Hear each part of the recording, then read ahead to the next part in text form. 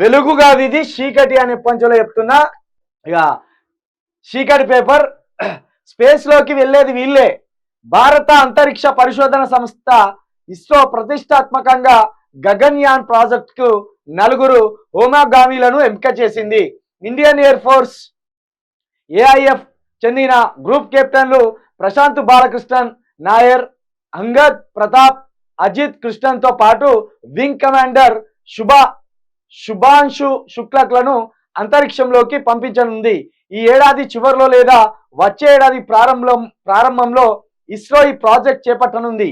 మంగళవారం తిరువనంతపురంలోని స్పేస్ సెంటర్ను సందర్శించిన ప్రధాని మోదీ ఈ వ్యోమగాములను దేశ ప్రజలకు పరిచయం చేశారు. మొత్తానికి భారతదేశం నుండి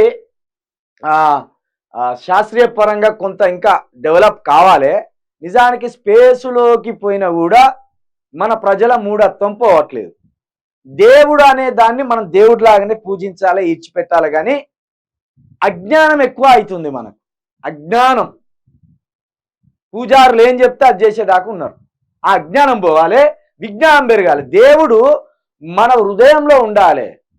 దేవుడు మన హృదయంలో ఉండాలి, మన పూజ గదిలో ఉండాలి. దేవుడు మనం ఎక్కడికి పోయినా దేవుడు మనతో ప్రయాణిస్తూనే ఉంటాడు. అది వేరు. అయితే ఈ స్థాయికి పోయినా కూడా మోడీ ఎంత అజ్ఞానం రాజేస్తున్నట్టు నిన్న మీరు చూసిండ్రు కదా.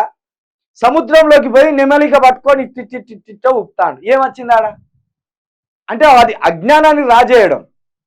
సముద్ర గర్భంలో ఏమున్నదో కనుక్కోవడం విజ్ఞానం. సముద్ర గర్భంలోకి పోయి పూజలు చేయడం అజ్ఞానం.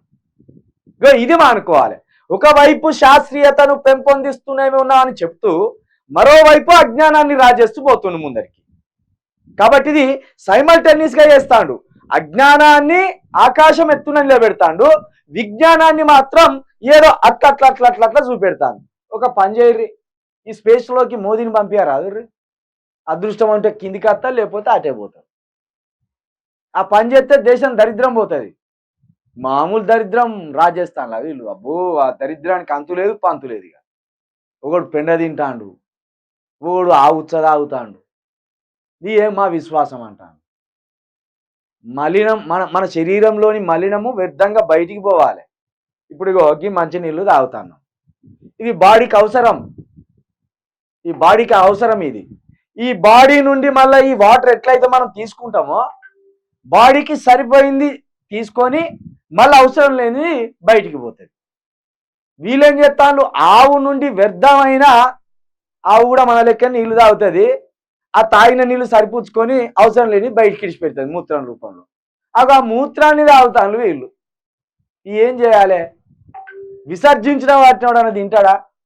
దాన్ని మోడీ ప్రభుత్వము పెంపొందిస్తూ ఇది గొప్పది అని చెప్తాంది.